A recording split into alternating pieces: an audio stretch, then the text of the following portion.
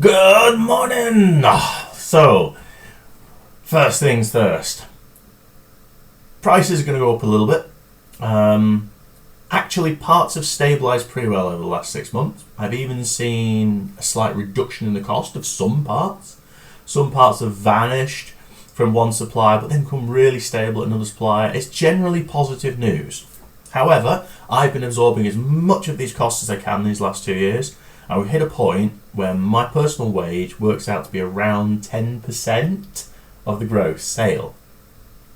So, yeah, you can do the maths on it pretty quickly. To earn like a 25 grand wage means I need to sell £250,000. And then that's plus VAT, which I'm not VAT registered, which gives you a hint on how much I'm taking. So, yeah, no, I can't be. So I'm aiming to put the price up around 10%, and hopefully they will stay there. A lot of people have told me my prices are too cheap anyway, and they keep going, how do you make them that cheap? We don't trust you. Are you using inferior parts? I'm like, okay, it's fair, it's a fair comment.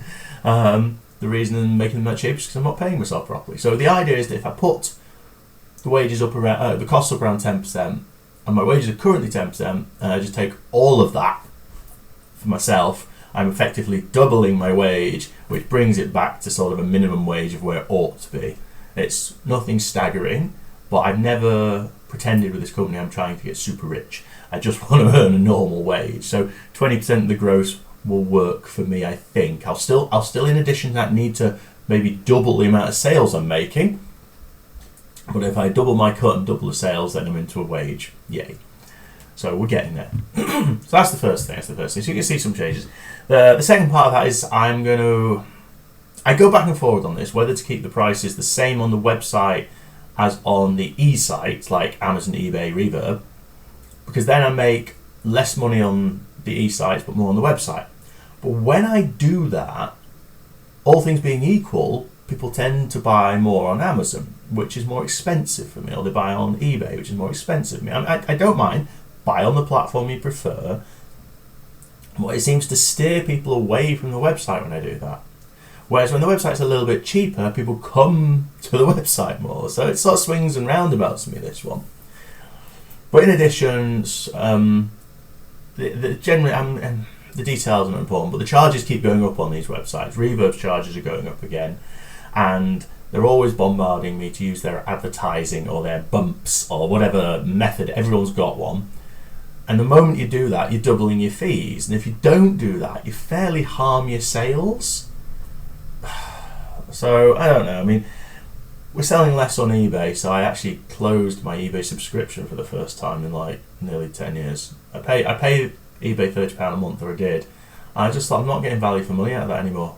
eBay's junk for selling on these days. I don't know. It's just uncool now. People don't use it.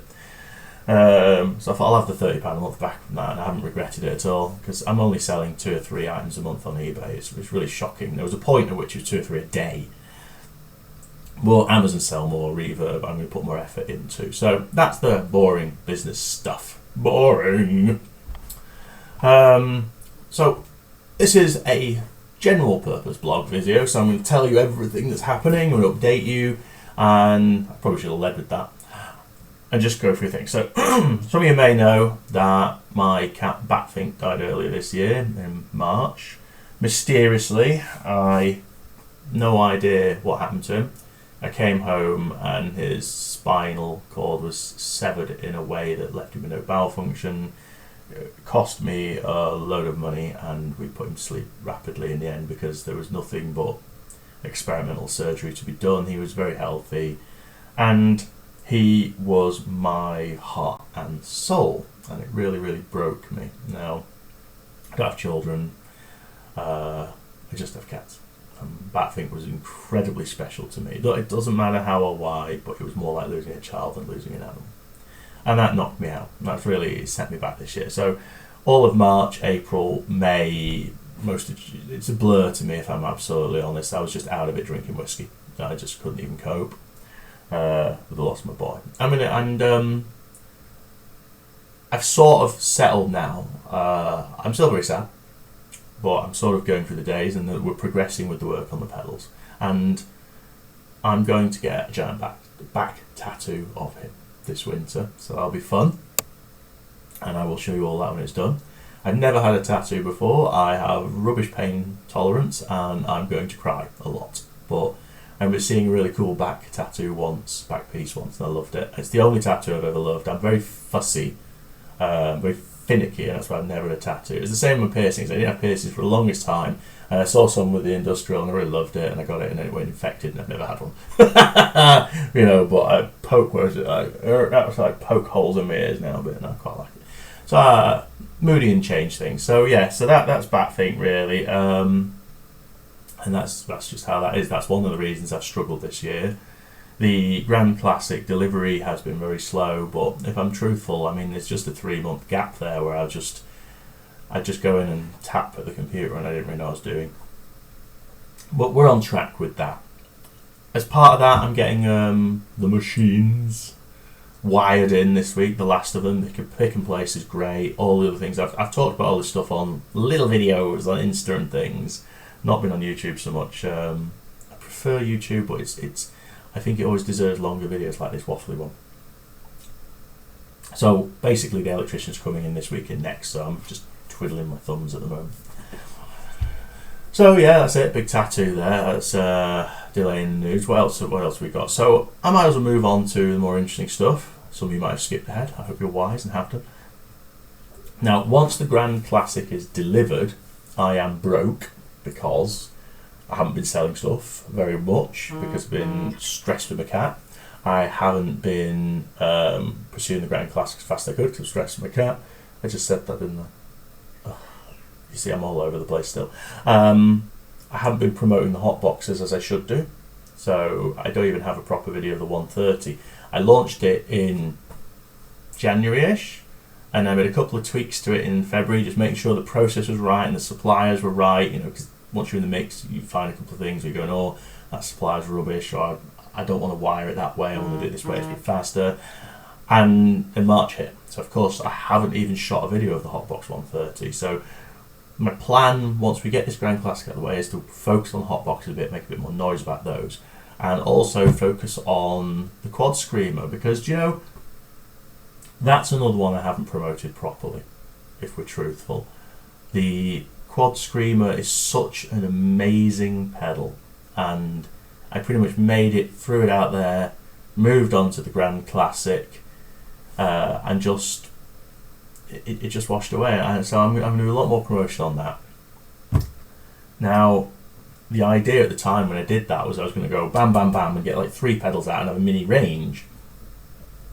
It didn't work out. That's why I didn't promote the Quad Screamer as much as I should have. But we're more or less getting back on track now. So let me, there we go.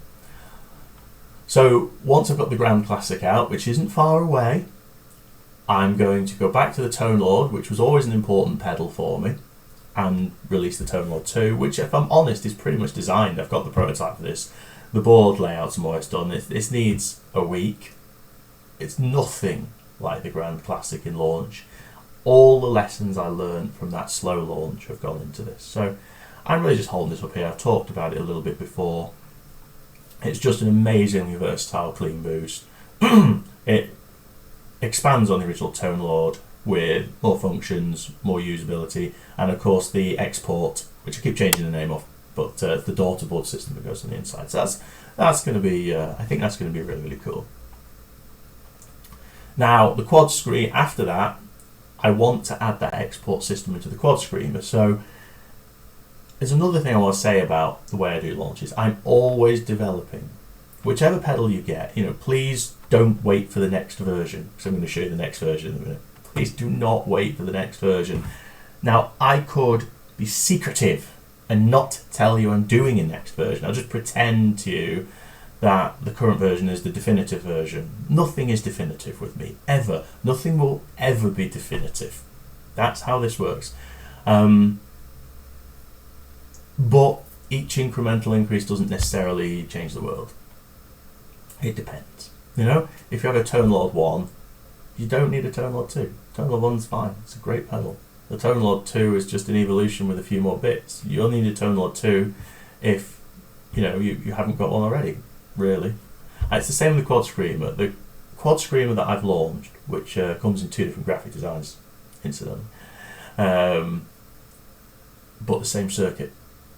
Is a great pedal with a hard true bypass, and it's a straightforward thing. I think it sounds brilliant. I'm happy with it. But the I promised someone about a year ago a 5-knob version, and I doodle it every now and then. This is the doodle for it. This is my doodle, and I don't know if it'll stay like this, but I wanted to show it you because I thought it would be fun to show you guys this. The idea here is that I'm going to take the 2 switches off the back, which do the high gain mode and the bright mode, and turn them into knobs. So the high gain mode will become pre-gain, which will let you dial in and out of high gain, and the bright switch will become like a clarity switch, which will change the overall clarity of the pedal, making it more like a bright overdrive or more like a traditional That Screamer pedal. I won't even say the name. They gave me a takedown and made me delete it off eBay because I said the name one time. Damn them. So that's fair enough. It's their IP. And the other thing this will do then is it means that, you know what, it'll be less like that original pedal, because with the pre-gain being in all the time and dialable, I'll have stepped a little bit away from that circuit. Because you know what? I liked the Quad Screamer concept of evolving an original pedal, but I think it still had a little bit too much of the original pedal in it. You know, it wasn't enough of an evolution. This is more evolution. So this with next generation, and I say please don't use this as an excuse to not buy the Quad Screamers, because they're still going to be in sale for a while.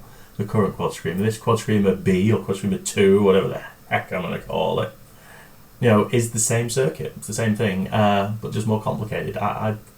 They're interchangeable. And of course, another reason for doing this will be to add the export to the side, so it'll have the same compatibility for the door towards. This will also be more expensive, you know. The graphics is an interesting one. I've thrown these on temporarily. So on my original Quad Screamer, I envisaged 4 trumpets, and I drew 4 trumpets, but really they were sort of clip art megaphones altered, and that's what the Kickstarter people got.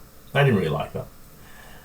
Then I went and had this idea of 4 screaming mouths. And I thought, I'd really 4 screamers go, 4 rock screaming mouths. And so I went to my friend, he drew me some graphics, but due to time constraints, I only got 2. So we had 2 little cool looking goblin dudes, and I really love the 2 goblin dudes. I love them so much. I think they're really pretty. But again, you know, it's a divided opinion on that, whether people like them or not. And I've got to admit, when it comes to graphics, I don't really care what people think. I make them for the tone. I just like the graphics as they are, and I like those graphics, but I get what people mean. The symbology wasn't there, and so for the 5-knob version, I will probably do something different because I've got less space anyway. Another grumble was the logo in the orange and yellow isn't very visible. I don't care. I'll be honest. Sorry. If you're watching this, you know you are. I don't really care that it isn't visible. To me, I'm not bothered. You can get up close and read it. But what I do care about is the overall look, and so I might try a different colour for different pedals, because it's the shape of the letters to me that are the logo, not the actual coloration. The coloration is preference. Anyway, that's the main point here. Losing the 2 knobs on 2 buttons on top and turning them into knobs. I mean, really, that's all that's changing here, other than the export. Now, the other thing with this is this won't be a Kickstarter. This will be a Kickstarter. I've realised that I can't do 2 Kickstarters in a year. It's too stressful. It's way too stressful. Tried and I've never managed it yet. So I'm going to do 1 a year, and then I may do traditional releases in between. So the daughter boards for these will probably get traditional releases, not Kickstarter releases. This will get a traditional release because it's a minor upgrade, and I'll probably have both versions available at the same time, so you still have a choice. And then looking very far forward, next year I've got a couple of choices for what I'll do as a Kickstarter or what I'll do as a pedal. I've been promising that de-amplifier recording box for like 5 years now, but I'm just not happy with the way it is still. So I mean, there's no point releasing something I don't like. Maybe I'll do it, maybe I won't. I can't tell you what next year will hold. But I might as well show you another doodle I've got. And this will probably, maybe be what comes after I've got those three, because after I've got the Grand Classic, the Quad Screamer and the Tonal all running and in current sale, so this is a little bit down the road, I've got a couple of ideas of things I'd like to do, and one of them is a compressor. I've wanted to do a compressor with a saturation element for a while, so a saturating compressor. So it's basically a dirty compressor. And I think that attack and release are so important in a compressor, the attack control and the release control. They really change how it functions. They're so essential, but I also understand that musicians don't really get what they're doing with them a lot of the time. Yes, a few you do. Yeah, I know 1 or 2 you do, but 9 out of 10 of us don't. And even me, when I'm shooting around with my compressors, sometimes I go, oh, wait a minute, is it more attack or less attack? I can't remember, or I'll just get it wrong. And the last thing I want to be doing is fine-tuning it. So I thought the idea was to have a bunch of modes which basically preset the attack and release, decay. I don't know, attack, decay, release, whatever. I'm going to an ADSI here. But they preset those things, the attack and release, to give you that type of sound. Now, don't mind the words or names I put on this. It's very much early doodly. The name I like, the Nautilus, I'm going to keep that. The rough idea of having a sort of level control, saturation, compress control, like an old school rack compressor in a studio, I like that, want to keep that. Whether it's a rotary and a toggle, I don't know, I might change it. Certainly the names, which at the moment are a little bit comical, I think, I may or may not change. I don't know whether I'll go for fun names or they'll go more serious names. Because what I really want is certain ones of these, like Quiet Running would be a subtle compressor that just works in the background. Emergency Dive is obviously going to be some kind of more dub-sounding whoomp compressor, you know, and so on and so forth. But I might give them more useful descriptive names, because I think this is quite an interesting thing as well. Really, is I am finding my style still with this. In terms of circuits, I know what I like. I like every setting to be useful. I've said this before. Usable. Every setting's usable. I like the whole sort of thing to just make sense and just work.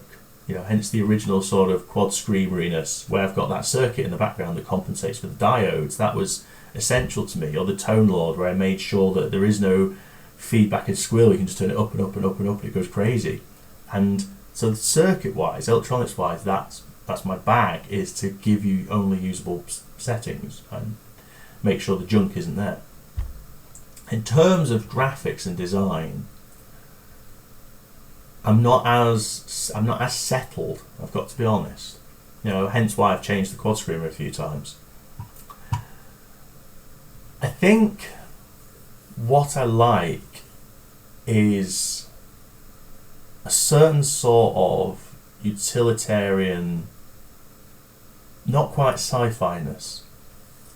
I don't want it to look like an old-fashioned box. We've got some brilliant, you know, broadcast audio, you know, beautiful, absolutely gorgeous. I don't want to do that, you know. And I've seen some sort of military-looking things as well. Quite like the military vibe, but not 100% there.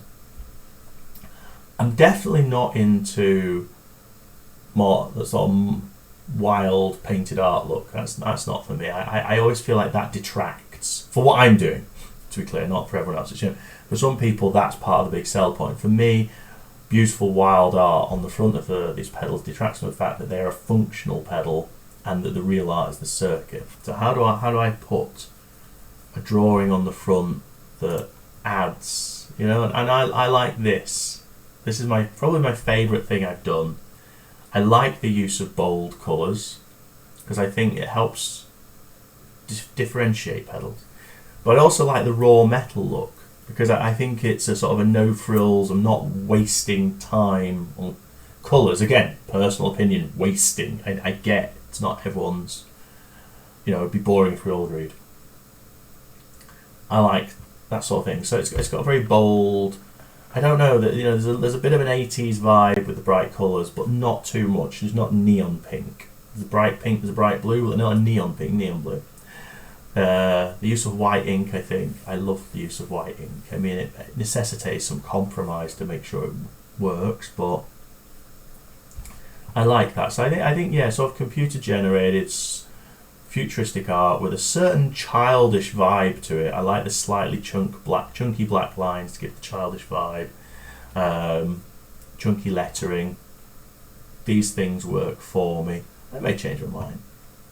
Now, and like I say, I'll probably try and redraw this at some point in a similar vein. These are basically just clip art style to experiment with the idea of whether I could fit them on, and I like it, but they don't fit really. I mean, you can tell that. And again, there's sort of too much green. I feel like it's too much green, you know? So I might do something about that. I don't know what.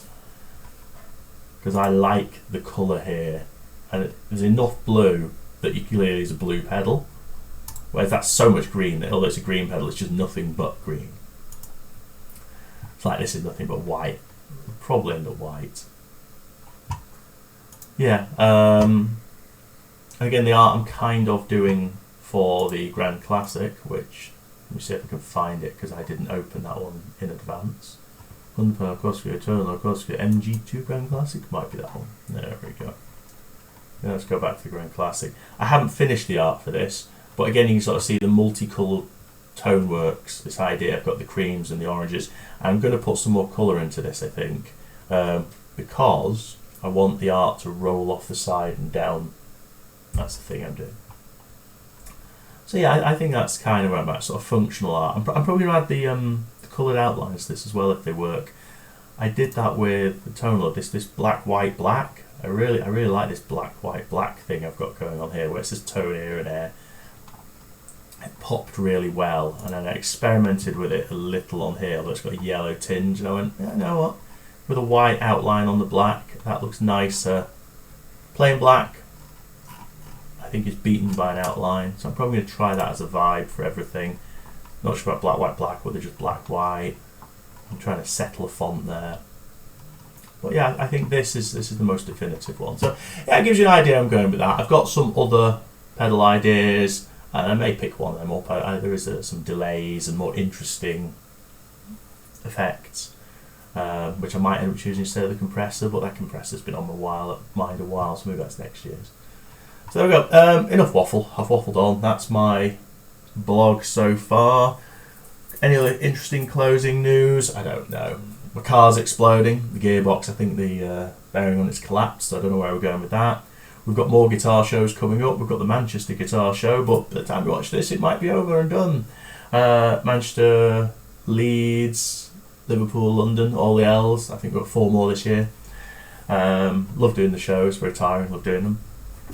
The demo station at the shows is awesome, and I've finally got new pads for the headphones. Probably can't see that because of the glaring light.